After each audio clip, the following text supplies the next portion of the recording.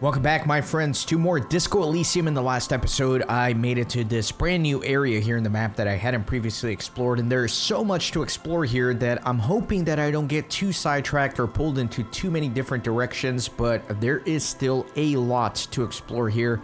Let me finish talking to these guys. I still had some other dialogue options with this gentleman, and then I need to talk to these two as well, so let's get to it. Tequila sunset.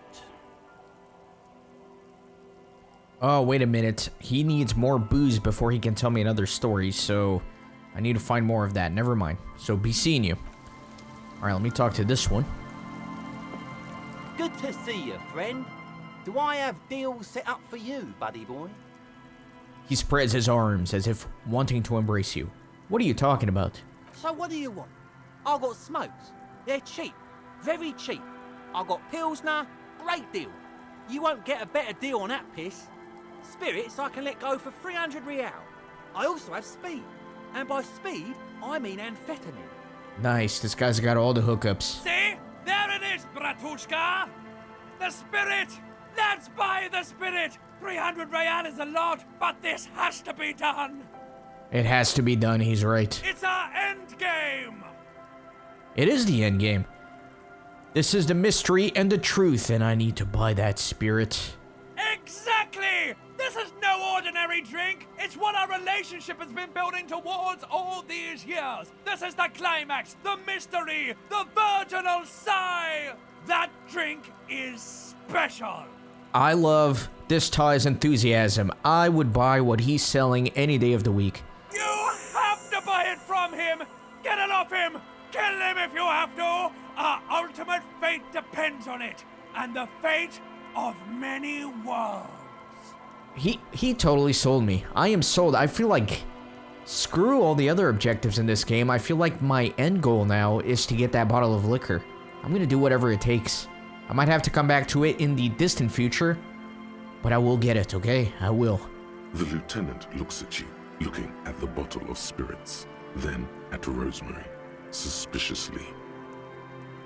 Wait, the business venture you've set up here. Oh. The system's been good to old Rosemary here, and I'm milking her like a bitch goat in the backyard. What do you mean? You see, friend, man makes his own luck, and I made mine real good. Got my hands on 3 bottles of liquor ex-squeeze, sold 2 to the fellows around here, and immediately invested the profit. Bought cigarettes, bought beer, even bought a bit of speed. And look at me now, I've got everyone on my hook. He spreads his arms and smiles, a crooked, toothless smile. The hook, where is it? I can't see it. Looks like you're on your own hook, too. Of course, of course, of course. It is what it is, you know. What it's always been. People, buddy boy. It's the people. Amphetamine? Aye, by amphetamine, I mean speed. I thought by speed you meant amphetamine. Aye, that's what I said. Right, got it. Good, my man. Now, what can I offer you? Why does the bottle of spirits cost 300 real?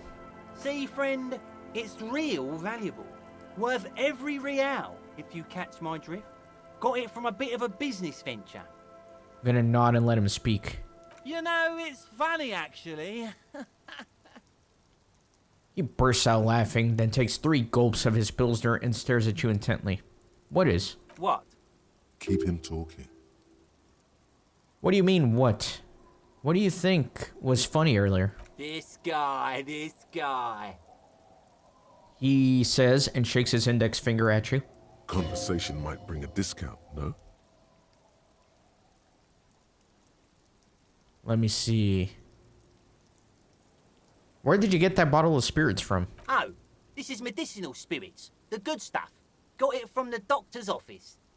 He ain't shitting you! Medicinal spirits are a blast, Bratan! The flaming truth of this joke of a world! I got one of those scientific ampoules a few months ago. Torpedo, they call it. It's supposed to keep a man from taking a drink. He spits a nasty yellow clot on the ground before you. Didn't stop me for shit, that's for sure. 5 lemons with half a pack of butter and you're good to go. That's a good tip. I should remember it. It really isn't. In a week, the goddamn kidneys started giving me all kinds of help. Finally, the missus took me to a private doctor's office. Not a charity, the real thing. Those arseholes charged me £4 to remove the damn thing. But I came out on top after all. Assholes. But the idiots left me alone in there. Now, I used to teach high school biology. I know what doctors use to preserve dead thingies. He gets an excited gleam in his eyes. It's like 3 cans of this blue medicinal stuff from the back room. Threw the snakes out and voila.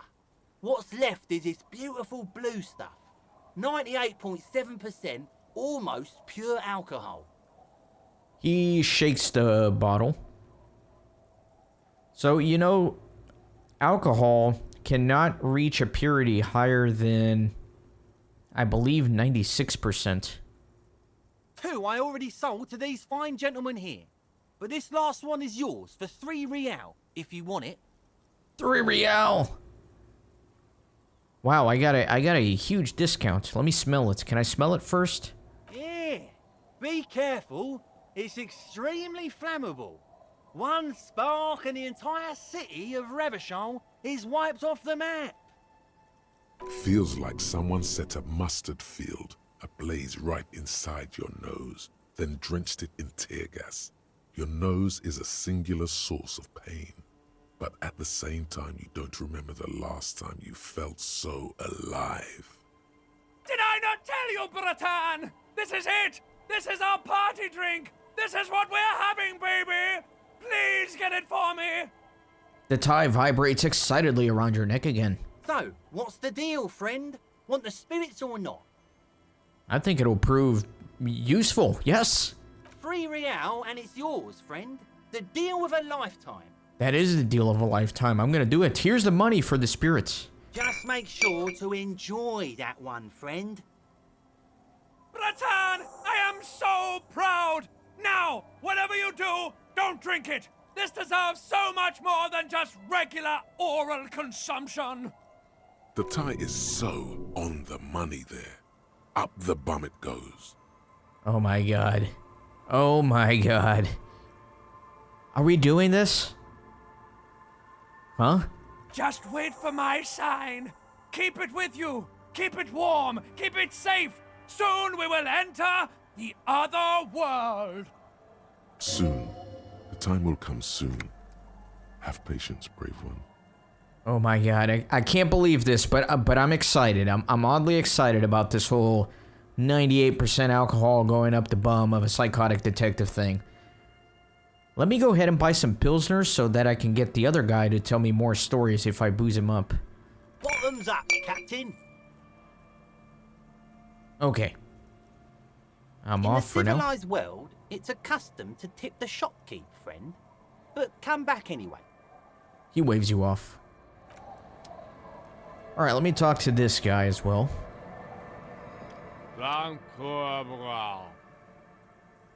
Grumbles an unshaven man with a ruddy nose. He narrows his eyes at you as if in recognition, then turns his head away.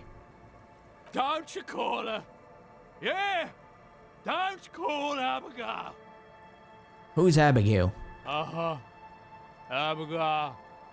Don't you fucking call Abigail. Abigail is his wife or girlfriend. Chances are she's gone. Calling her wouldn't make it any better or worse. You're not going to get anything out of this guy. He's too drunk. Who are you? What's your name? Don't call Abigail! His eyes move around erratically, the look in them hazy and unfocused. Where am I? What is this place? The man hiccups, then mumbles something unintelligible. Why shouldn't I call Abigail? He snorts and beckons you to lean in closer. I will lean in. Don't call Abigail. Don't call Abigail. His breath smells harsh like toxic swamp as he whispers to you. He then waves his hand as if shooing you away. Hey, I'm on an important official investigation. I demand you answer my questions. There's no use in yelling at drunks. He's barely holding it together. The drunk man starts coughing a really disgusting, hacking cough. Tell me about your friends. Don't you fucking call her! Hear me? Abigail? His voice trembles with every word, becoming even weaker. Don't call. Slowly, his head nods off to the side and he passes out, tongue dangling from his mouth. There was little chance he'd be a reliable witness anyway. I love the characters in this game. They're all so interesting. It's so dark. This whole character is just so dark, I guess. Alright, so let me take a look at my inventory here. Let me read about this medicine. The liquid has an unearthly blue tint. The kind that might or might not, but definitely does glow in the dark. This is 98.7 pure alcohol. Keep it away from an open flame. Yeah, I used to... When I was in college, I did organic chemistry, and sometimes we had to distill alcohol to make pure alcohol.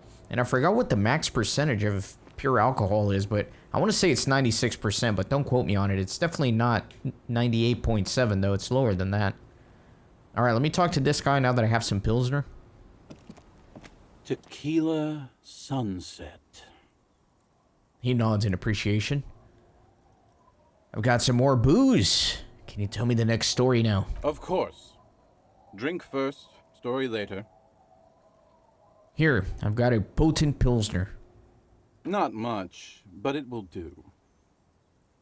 He grabs the bottle from your hand and uncorks it immediately. The tale I'm about to tell you is an urban legend particular to Martinez. That said, I first heard it from a former bicycle courier in Coran. He lifts the bottle to his lips and takes a long, luxuriant sip. There are many variations on the basic story, and the details often conflict. What everyone agrees on is that nobody knows the exact nature or identity of the phenomenon. Are you telling the story of the headless... Shut the fuck up, Rosemary. Summer of 44. 17-year-old Gertrude Het is walking home from a late shift at the harbor. It's almost midnight. She stops for a cigarette near the canal. Our heroine finds herself enjoying the peace and quiet the canal provides. He looks up to the skies as if searching for peace himself. What she doesn't know is that her peace is about to be shattered. From behind her comes the clattering of hooves. Startled, she turns around, and what does she see? The giant of Coco Nur. What? No, I told you this is a Martinez legend. It's a man. The pause is long and dramatic. With no head on his shoulders. Wearing a fawn tracksuit, searching for the legendary fawn cap that went missing when he lost his head. Wait, I thought the headless fawn rider rode a bull. Remember that figurine I got way back in the day? I guess it's related to this. I thought that he rode a headless pig. The lieutenant says with a little smirk. Well, there are many versions of this story, the most peculiar of which has the headless fawn rider riding on the back of another headless man. That's super spooky. Yes. According to legend, young Gertrude Het had to endure years of psychotherapy before she was able to look at a horse or tracksuit again. And she's one of the lucky ones. He takes a sip from his bottle. Gertrude Het may have been the first to witness the headless fawn rider, but she wasn't the last. Oh no. Tell him about the two feminists by the locks. Fuck, Rosemary, they were dating. No one said they were feminists. Everyone always misremembering this stuff. This wouldn't be the De Ponte Delgado case, would it? What? You know it? I've read the case file, but please, go on. Right. Early autumn of 46. Ula de Ponte and Eva Delgado are fishing near the waterlock long after the sun has set. The wind picks up. A sky already dark now blackens. Water starts falling from above. The first cold rain of the season. The women are caught in the downpour. They act quickly. Eva gathers the rods whilst Ula turns around to reach for the tackle box. Don't turn around. Don't turn around. When she sees something, her shriek is so violent that the residents of the nearby apartment building believe lightning has struck. But there is no lightning. Only a heavy downpour and the silhouette of the headless Faun Rider looming on the horizon. Ula makes a run for the shore, but Eva slips on a wet rock and disappears into the cold, cold canal with nary a sound. Her body is never recovered. He looks at you straight in the eye. What happened to Ula DuPont? Word on the street is that she, you know. He makes a finger pistol with his right hand and lifts it to the top of his chin. Gave herself facial deconstruction surgery. Real grisly stuff. That part, at least more or less, corresponds to the case file. See? Told you. The man takes a long, self-satisfied sip. Anyway, that's the story of the Headless Faun Rider. Pretty crazy, huh? Who was the Headless Rider before he died? Well, Tequila, that's part of the legend. No one knows for sure. There are a couple of possibilities, though. Some say he was an undercover cop who blew his cover and got beheaded by the vicious gang he had infiltrated. Now he rides, searching for his lost found cap, plotting revenge. O headless brother, where art thou? Others claim he was a professional jockey who veered off course during a steeplechase, ended up in somebody's backyard, and got decapitated by an exceptionally taut clothesline. Personally, I think he was just some guy who hanged himself from a really tall tree, and the fall was so violent that his head came clean off. Coincidentally, at that exact moment, a horse happened to pass under him, and his beheaded corpse mounted it, where it remains to this day. But then, no one really knows. For some reason, this does strike you as the most plausible theory of them all. I've got to agree. Your theory sounds the most plausible. Isn't it? All the pieces fit together perfectly. That's how I know it's right. Anyway, to each his own. You want to hear any other stories?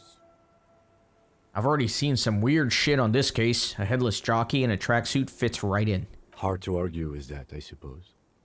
That's the reality situation for you. You think you got a handle on it, then blam! It throws some wild shit at you. That's why it's critical to stay well hydrated. That's nothing. I've got an even crazier story. Yeah? Why don't you go eat shit, Tequila? There's no way you know a better one than that. What about the cold Mamadakwa? It's a magical self-replicating sound. I have to admit, that's pretty high concept. Still not as awesome as a headless rider in a found tracksuit, though. Okay, whatever became of the headless Faun Rider? No one knows. Some say he stalks Martinez to this day, and can be seen near the canal when the clock strikes midnight. Ooh. He makes a spooky gesture with his free hand. He won't, though, because it's just a stupid legend. Aye. I saw him one night when I was right shit-faced. Have you got any more urban myths? I actually do have one. The strangest of them all. But I'll need to fortify myself before I can tell that one. Do you have anything to fortify old Doom Spiral? Tell me you got some story juice. Man, you're really bleeding me dry here. I don't want to give you any more. It's very hard to tell a story when one's mouth is dry. I'll be seeing you. I will come back and listen to that story later, but I've been listening to a lot of his stories. I kind of want to get a little bit of a move on here and explore some other areas. So let me go down here on the coast. And let me just start all the way to the left and make my way to the right, I guess. Oh man, there's like so many ways I can go. I'm just gonna go like bottom left. See, I can't go over here. You see, my mouse won't let me go there. So I guess this is about as far as I can go. How do I get up here, though? Okay, I guess I come around. That makes sense. Or wait a minute. The water runs from the west. The source is upstream. A broken pipe? How do I get up there?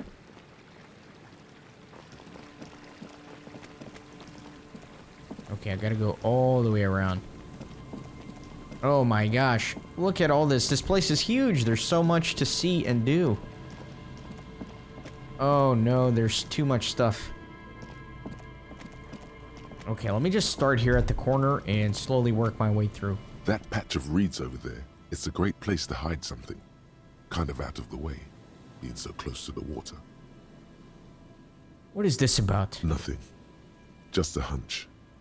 The hunch passes, leaving you there, by the old boy bobbing in the water. Time to go. The buoy bobs in the water. The number on it says 11.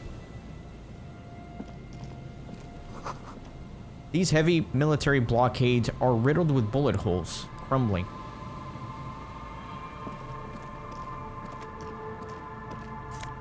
Make some money. Lots of people out there miss the good old days. These soggy logs smell of ignition fluid. Still, they won't light up. It's almost impossible to get a fire going near the ocean. Hello, I'm Gary. How do you do, officer? The crypto-fascist. Gary the crypto-fascist. Very interesting. Yellow man. I mean, officer. The lieutenant raises his eyebrows slightly and takes out his notebook. Yellow man. That sounds awfully familiar. Something to keep in mind for later. I'm just waiting for my friend Morel to finish up with his insect traps so we can return to civilization. Okay, so maybe these two were helping the cryptozoologist who is missing and who I am looking for, the husband of the lady in the wheelchair back at the Whirling in Rags. Not a lover of the great outdoors? I like nature, just not this bloody coast. It's mostly drunks and degenerates that come here. Degenerates? This man respects authority too much. To see the truth inscribed upon thine own visage. Pretend thou art a paragon of virtue. Let me see what's going on here. I am neither of those things. I can assure you I am by the books. Clean as a whistle, officer of the law. I'm not even tempted to touch intoxicants. I've been tempted on occasion. But someone has to stay strong for Revocol. His gaze shifts to the pile of soggy logs at his feet. He pronounces Revocol with a hard K, unlike other people. I'm pretty sure I was pronouncing it like that when I first started playing this game. Serious question time. This man is no innocent. No one is. You said Revocol? I like to pronounce it the hard way. The old way. The Vespertine way. He nods solemnly. He winks at you, trying to relay some hidden message, inviting you to mispronounce it too, perhaps. It's odd. It's a secret rite. A very fringe nationalist handshake, probably. Garbage. You're a true patriot, and you know how it's said. The Seren way. The fine way. With an elegant s. Do you know anything about the man hanged behind the Whirling in Rags? Oh, so that's what the RCM in Martinez is about. Great. Great to hear someone's finally taking care of that. He nods in sincere approval. So you do know something about it? No. Nothing. He was some kind of mercenary. But everyone here knows that. I'm just glad to hear you're looking into it. That's all. He didn't kill him or anything, but there's something going on here. Is this your mug? I'm gonna show him the yellow man mug. My mug? Why would you think that? You said yellow man? That's not something many people go around saying. Really? I hear it all the time. All in jest, of course. No offense meant to anyone.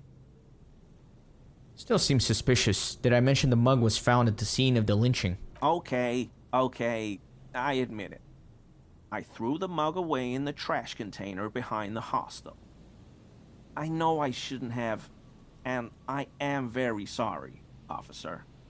It's a weird thing to apologize for unless he's got something to hide. You're not going to find me, are you? Nah, Gary. I just want information. Whew. Thank you. You won't regret this. I won't use another man's property to dump my garbage ever again. I don't know what got into me, really. Work has been stressful lately. Damn Koiko's price dumping us out of competition. What did you do, Gary? Nothing. Just answering some questions. Helping out the law. How did you get into the trash container? I know a guy who works with the trash collection services. CS Municipal. He gave me a master key for the trash containers of Martinez. Why would you need to get into everyone's trash? So I can use the Whirling's trash compactor to store my own stuff. Garbage disposal is expensive as hell. The damn Hemians run it like a mob. He says, bowing shamefully like a fallen knight. I'm sorry, okay? I thought I could cut costs. I shouldn't have. I shouldn't have disgraced myself. Disgraced? No need for the histrionic, sir. It was, after all, just a trash container. He studies his reaction. Gary doesn't answer. Gary, did you put the clothes of a murder victim, the man who was hanged behind the whirling in rags, into that trash container? Officer, please. Let me explain. It's not like that. He raises both hands. Do. I was only cleaning up. I live right across the yard from where he was hanged, and I saw him stripped naked. All the clothes lying around in the yard, smelling. People are animals, you know? Yes, what happened? Then I came out to clean up the rags, because no one else would. I put them into the Whirling's trash, along with a broken mug, admittedly. He changes his mind mid-sentence. Okay. I was coming to throw the mug away, and, well, I threw the mug there and the clothes too. Right. It was just civic duty. Exactly. That's exactly what it was. Civic duty. You wouldn't know anything about the victim's missing armor, would you? Armor? No. I mean, yes. Of course. I know he was wearing armor, but I don't know anything about it. An infant could see he's not telling the truth, but he's too scared to admit more wrongdoing. Let's move on for now. I hope I could help your investigation, in my small way. He's visibly relieved it's over. Are you a cryptozoologist too? No. I help Morel with research sometimes, and I've learned some things along the way. But I don't usually go in for picnics like this on my own. After all this time with Morel, he must have an opinion on cryptids. This could lead to a good one. I'm into cryptids. Do you have a favorite? Oh, yes. The burning rhino. Morel doubts he's real, but I don't much care, because I won't be the one looking for him out in Safra Serai. What's a burning rhino? A rhinoceros that looks ordinary during the day, but burns brightly by night. Well, at least the males do. How do they burn? They have special ducts just above their shoulder blades that secrete a combustible fluid. When the rhino is just beginning to light itself, it looks as though it has wings of fire. Why only the males? The flames are not just for decoration. They are an integral part of the beast's mating behavior. How so? During the burning rhino's mating season, herds of male rhinos, all aflame, encircle herds of female rhinos, forming a fiery ring as they begin to copulate loudly. Local peasants call it the passion ring. They fear the rhinos, as perhaps they should. Anyway. The lieutenant sighs without looking up from his notes. It's clear the burning rhino is dear to him on many levels, some even spiritual. I was asking this guy about the armor, and it was insinuated that he knew more than he was letting on, so I'm thinking that once I get more information about the serial number on the boots that I'm still waiting on over at the car, maybe that'll open up more dialogue with him. I'm not sure though. You were surprised to see my colleague, Lieutenant Kitsuragi? Not many Sealites here, or anywhere, other than Sail. I meant no offense, truly. Do you remember how, when we met Measurehead and I said the next races will be a really good one? Yes. Well, this is that racist. He gestures towards Gary, as though he were presenting a work of art. Yes, our lucky racist. Hey, man, all I meant was there are not many Sealites around here. I'm just stating a fact. Yes, what are they doing in that sail of theirs? Scheming? The lieutenant looks up at you, almost sadly. Oh no, nothing like that. Definitely not scheming. Alright, so there is a composure white check here. So let me see if I can do that by changing my clothes. Thank you for your cooperation. Let me see if I have any composure stuff to put on. Any composure. Okay, so we got this.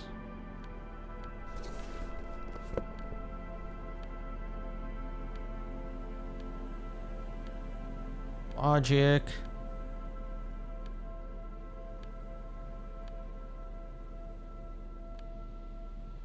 I never read this, so the intercalary trousers. Tailored trousers in light brown, moderate in every aspect, are absolutely unremarkable.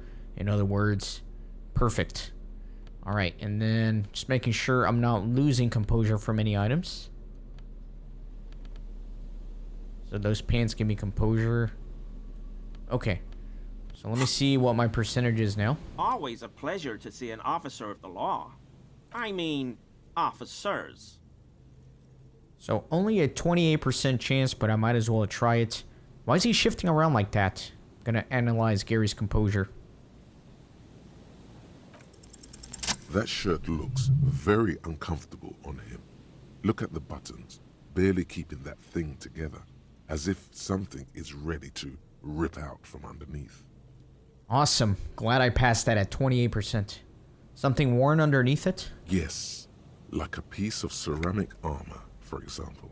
One that makes a clicking sound when the plates meet each other, resembling pearls or marbles, stolen from the corpse in the yard near where he lives. Ah, it all makes sense now. I see you're a connoisseur of high-quality combat gear. I knew you'd figure it out, officer. I'm sorry I didn't tell you at once. He unbuttons the shirt. I was ashamed of what I did. And I didn't want you to know. You see gleaming white ceramic shine underneath. A thin layer of interlocking plates covers his grunt torso. We're not detecting falsehood, sire. He's gearing up to admit the truth. This shame is surprisingly sincere. Gary, what's going on? Later, Morale. I've got apologizing to do. No, you've got explaining to do. Why did you really put those clothes in the trash?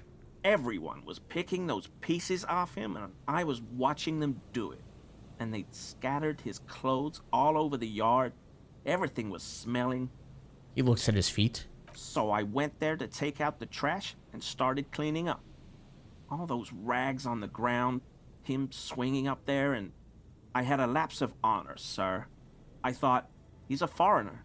They all say he wasn't from here. Only the cuirass was left, so I stripped it off him. It was early in the morning. No one saw me. I took it with me. It was a mistake. Had I known it'd give you guys trouble, I wouldn't have... Fuck. His lips start quivering. We're detecting sincere contrition here, sire. He's not trying to flatter anyone. It's okay. It was a loose end, and you are tying it up now. I'm so fucking sorry I called you Yellow Man. Sealite officers commanded the suzerain's navy. most of them sided with the king when... He shakes his head. They were thoroughly conservative men, he realizes suddenly. It's difficult to say what the lieutenant thinks of this historic apology. His face does not belie emotions. Why did you lie to me, Gary? Because I was weak. I should have told you the moment I saw you. But The hell, Gary? You in trouble? I'll explain later. He doesn't muster up the strength to yell. Do you know who killed the hanged man? I always thought it was the Union. Some Union hardasses lynched him because of the strike. But almost everyone in town knows that. I wish I could tell you more. He shakes his head. This is all he knows. Give me that armor. Now. He sighs again, hangs his head, and unbuttons his shirt fully. A cuirass that matches the dead man's boots comes into view. Soon it is in your hands, smelling of his sweat. Are we done here, Gary? Yes, absolutely. I will never do anything like this again. He looks around relieved of burden, his mouth still quivering. Alright, let me take a look at my new armor piece. So, pain threshold, volition, and I lose 1 empathy. So I think I have some white checks for pain threshold, so that'll be good. Oh, this is a shirt. It's not a jacket. Interesting. And let me put these boots on, just because I feel like a man. Looking good. Looking fresh. Or I didn't read the thing on it. This vitreous enamel caress fits snugly and redistributes kinetic energy across its countless white plates. Amazingly, it fits under your coat. And it also makes pretty porcelain sounds when shaken. Alright. Now, let me look over here. Tiny cages, carefully constructed. Let me come up here. Doesn't look like I can go anywhere else up there. I'm just trying to clear my corners, make sure I'm not missing anything. Let me talk with Morel. Here we go. Nice and easy. No way out, little guys. Not out of this jam. There's a cylinder on the ground in which the man is arranging some netting. It looks like some kind of trap. He notices you. Who's there? Oh, the police. Hello, officers. You must be Morel, the cryptozoologist. To what do I owe the pleasure? That's sarcasm. He takes no pleasure from your appearance. Man to man, you shouldn't leave your woman unattended in a cafeteria surrounded by communists. The lieutenant sighs at your flagrant misogyny. The cryptozoologist's companion says nothing, but nods approvingly in your direction. So that's what this is. Lena sent you. Can't say I blame her. We've been here for days. That darn water lock is broken, and we can't go under the 881. The 881 is a raised motorway that separates Martinez from Jamrock. The labyrinth of streets underneath it makes it difficult to pass, not like walking over a nice water lock. The water lock's been fixed. It was fine when I crossed it. I'm gonna withhold this story here. Oh, good. We should really be getting back. Gary could use a hot shower and a warm bed. Did he say we can go back now? Yes, Gary! We can go soon! If you see Lena, tell her I won't be long. Sir, your wife is waiting for you. I just have to do one more round. See if the phasmid has taken the bait. Then we're going. He refastens a bit of netting that has come loose in the wind. For all his passion, this man is diligent and patient. You could learn things from him. Tell me about this phasmid you're looking for. Well, first of all, it's damn difficult to find, which is why we've been knee-deep in the reeds laying traps for it. What makes it so difficult to find? Good question. Being a phasmid of the order Phantasmodea, a ghost insect, it disguises itself as plant matter. In this case, the reeds. Awful lot of reeds around, aren't there? And I suspect it may have also developed other specialised techniques to protect itself from predators, or scientists, in our present case. What sorts of specialized techniques is the phasmid using to hide itself? It's my hypothesis that it has evolved certain electrochemical defences that allow it to interfere with animal perception, impeding pattern recognition, confusing the visual cortex. But I cannot describe how these defences work, much less how they evolved, without studying a live specimen. Yes, it makes perfect sense. You're beginning to suspect there's something paranatural about this phasmid. A ghost insect, he said? These people are looking for a ghost.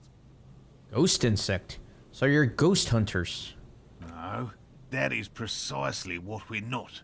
We are zoological specialists, looking for an extant species of phasmid. How big is this phasmid? I'm expecting it to be quite giant.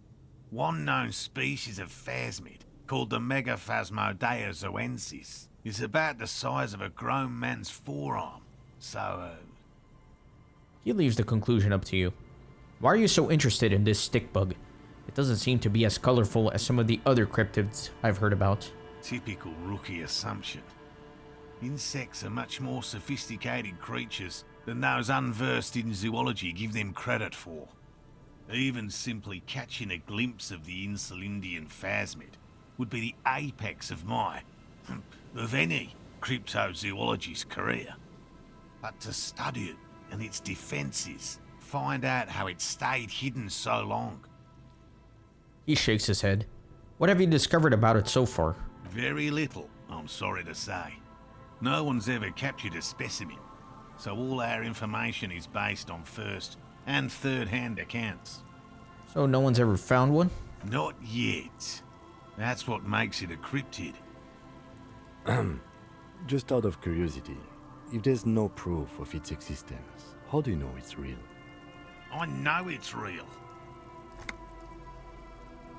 The cryptozoologist says, brusquely enough, that even he seems taken aback by it. It's clear that his obsession with the phasmid is driven by something more than the pure pursuit of scientific advancement.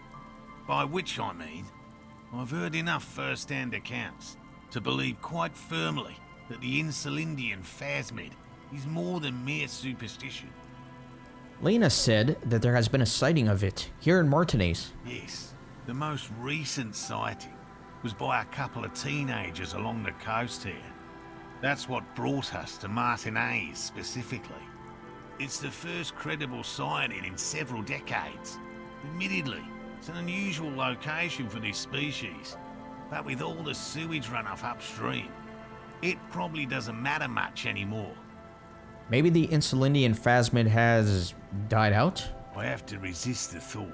Such an extraordinary creature is doubtlessly highly resilient. After all, it's generally thought to be capable of parthenogenesis. He means asexual reproduction. The females of the species don't need to mate to produce viable eggs. This makes it easier for a species with a small population to survive. Females reproducing without males? A travesty. A crime against passion and common sense. Nature does not concern herself with ethical propositions. As a scientist, my interest is strictly dispassionate.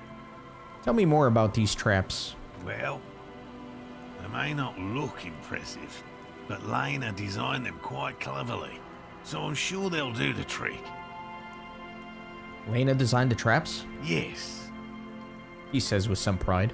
More than some, he admires this about her. How do the traps work? Simple. Attracted by the locusts, the phasmid crawls down the funnel and, having eaten its fill, can get back out. At least, that's the intention. The net isn't a perfect solution, but we didn't want to use anything that might damage the specimen's delicate exoskeleton. What are you using as bait? Locusts. Nearly all known phasmids are herbivores, of course. But we've hypothesized that the Insulindian phasmid Might occasionally prey on other insects. Inside the traps, a number of locusts crawl and tumble over one another in a tiny, chittering swarm. What will you do if these traps don't work? They'll work, I assure you.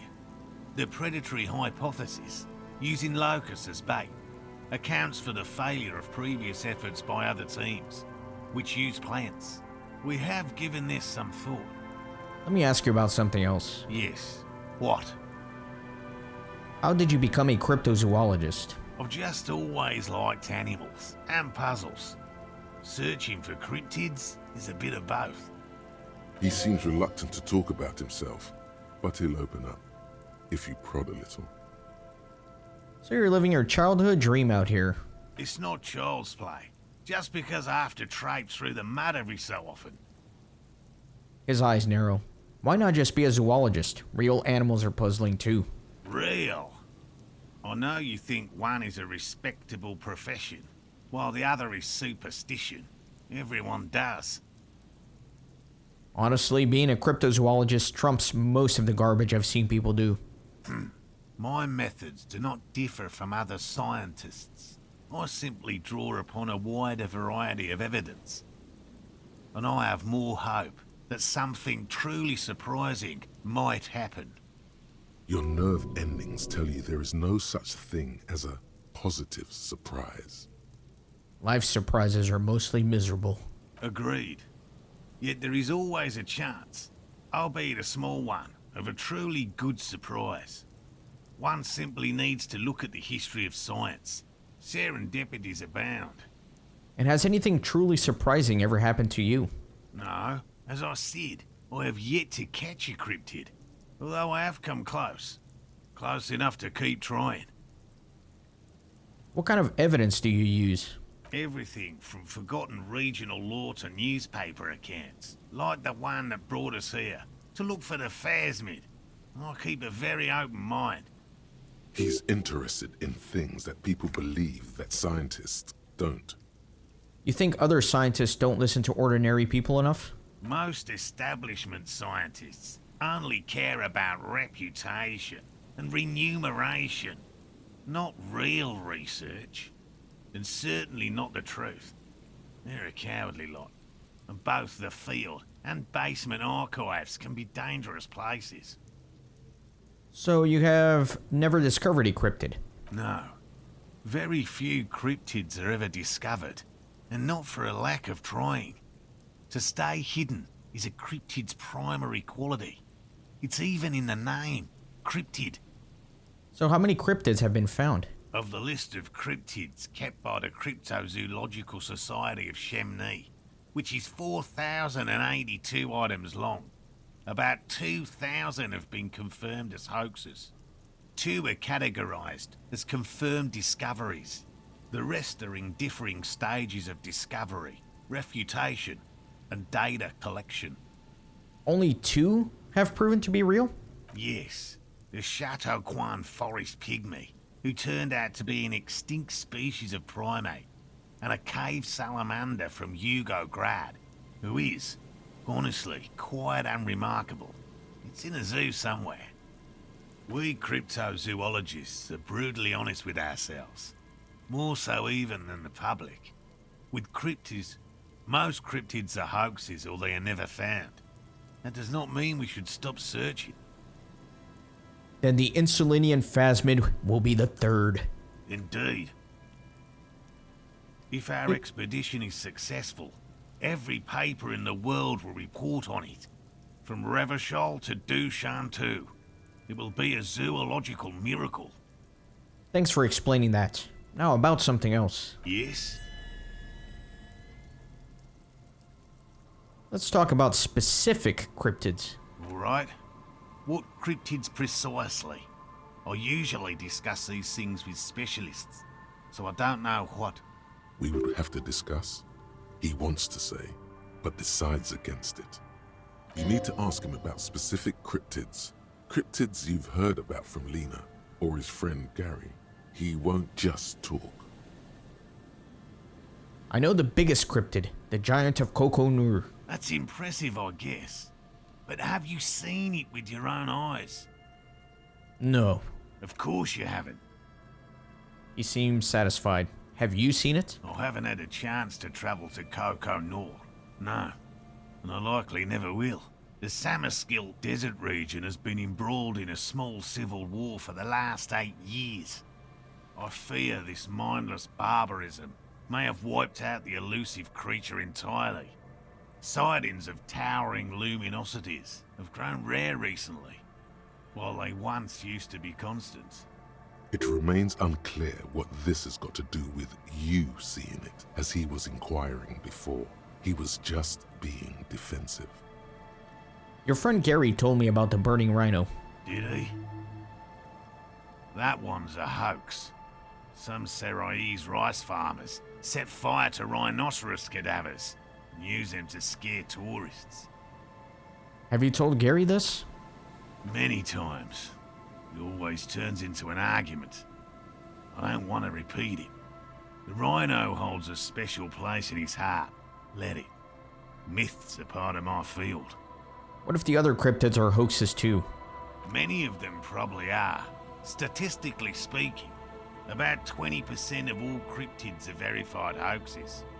Uncovering falsehoods deliberately fabricated to fool the public is just as much my calling as finding new species. If perhaps slightly less enjoyable. See, Kim? One of them is a hoax. Which one? He hasn't been paying attention. The burning rhinoceros. The burning rhino is where they draw the line. He's unimpressed. What if you're wrong? What if it's real? I doubt that. Once confirmed a hoax, so-called sightings of the rhino stopped. Was there anything else? I know about the most dangerous of cryptids, the gnome of Jeroma. Formerly the most dangerous, yes. But do you know the most dangerous living cryptid? He doesn't want to make it feel like you knowing it is some big deal. Living? No. The most dangerous cryptid is a carnivorous ruminant, known colloquially as the dread moose. The dread moose? Yes, the dread moose subsists entirely on flesh. It has even been known to dig up fresh graves in search of sustenance. Hold on, does it also attack people? Human remains have been found deep in the forest, torn apart, then trampled into the mulch by large hooves. Infer from that what you will. Okay, what does the dread moose look like? Just like an ordinary Arden moose. Then how can you tell if it's ordinary or the dread kind? You can't. That's what makes it so dreadful and hard to identify. I'm not completely sure about this dread moose. The bodies found in the forest are just one piece of physical evidence. There's more. What's the other evidence? The recent surge in the moose population. As hidden carnivores, the dread moose are effectively removing competition for both themselves and their evolutionary cousins. But why would it need to hide its carnivorous nature? Moose are already being hunted for sport. Can you imagine what would happen if they came to be viewed as predators? What exactly is the relationship between carnivorous moose and regular moose? The carnivorous moose are a very young species, the result of a genetic mutation that fared well in the process of natural selection. It makes sense that such a majestic animal with natural weapons, antlers, would come to rule the forest. The only strange thing is that it took so long. Are there any reliable eyewitnesses' accounts of a moose killing other animals for food? One slaughterhouse at the outskirts of the woods in Vasa reported that its staff kept seeing moose in the distance. The moose would just stare at the building, as though they were waiting for something, its eyes bloodshot and full of cruelty. That does sound suspicious. And that's not all. Some of the slaughterhouse apprentices went hiking by a nearby creek and saw a moose nibbling on an unidentified carcass. This isn't something unique. Various species of deer have been known to scavenge when plant food is scarce. Anyway, there is more than enough evidence to justify a thorough search for the dread moose. Let's close the subject before it turns into an argument. Here is a man who has had more than his fair share of heated arguments, and would, surprising as it may seem, prefer not to have any more. Which cryptid did you almost catch? You said before that you almost caught one. A willow person. It's a long story. One non-specialists would find rather dull. Willow people? Not at all. What are willow people? They're not people, really. Some argue they aren't really animals, as they seem to have evolved directly from trees. He says in a self-explanatory, everyday manner. They're very, very thin, almost flat in fact, and can camouflage themselves easily, wrapping themselves around trees and blending in with the tree bark. In that way, they're not too dissimilar from the phasmid we're looking for here. Wait, so I may have seen these willow people without knowing it? You probably have. How did you almost catch a willow person? Gary and I painted an entire grove's worth of trees in slow-drying paints. It was a bright lavender colour. I was hoping one of the willow people would get paint on it and not be able to camouflage itself. After waiting in hiding for hours, I saw a figure slip from one of the trees, a lavender shadow, dashing through the grove. And then? I chased it with a net. Not very elegant. You can't be elegant in the field. And, well, it was faster than me. A lavender shadow. I know you think we were snacking on funny mushrooms. It's easier to mock someone than to admit that the world might be more interesting than you've imagined. Furthermore, I'm not saying it was a confirmed sighting. I'm painfully aware of what goes into verifying such things. There is a serious possibility that I saw a squirrel or a trick of the light. I am my own harshest critic. He makes it a real point here to sound falsifiable. Just tell me about a cool cryptid. Any cryptid. No offense, officer, but I'm not much of a pedagogue. I don't know what I would have done if Lena hadn't persuaded me to go back to field research. You should ask her if you want interesting stories. Me? I'm not a people person, unless you haven't noticed. And I don't make a good lecturer. My strength lies in field work and persistence. He brushes an errant strand of hair from his eye. Enough tales then. Let's change the subject. By all means. Did you know Gary was hiding the armor? Hell no. I had no idea. And I'm still cross with him, to be honest. It's not like him. He's got his quirks, but dishonesty, disloyalty are not one of them. Thanks.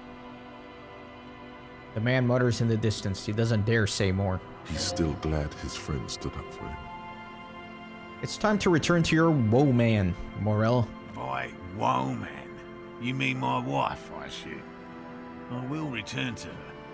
I can't leave before we finish with these traps. My wife understands that just as well as anyone. He looks south where Lena would be. Come on, Morel. We've been soaking out here for days. It's time to go back. And leave the traps? Absolutely not. I won't let Lena down. Come on, she wants us back. I'm soaked up to my nuts over here. We'll both catch reed crabs if we don't dry out soon. Won't let Lena down. Sounds like the cryptozoologist's wife shares a special connection to the phasmid somehow. I didn't know the phasmid was so important to Lena. Of course it's important to her. She's seen it. A verified sighting, on record. One of only 4 this century, and it's hers. Really? She sighted the phasmid? She didn't tell me that. Yes, that's how we first came to know one another, in fact. But that's her story to tell, not mine. Needless to say, you must ask her about the mysterious phasmid. Suffice to say, it's long been our dream to find proof of the Insulindian phasmid together. I can't abandon course now. Maybe you could go back to the whirling, warm up, come back to check the traps later? No. The traps need to be monitored on a regular schedule. What would we do if the Phasmid were to starve while we were sipping tea at the hostel? Pretty romantic little story here between the two of them. He's out here grinding for the sake of Lena and her curiosity. He's dead set on this.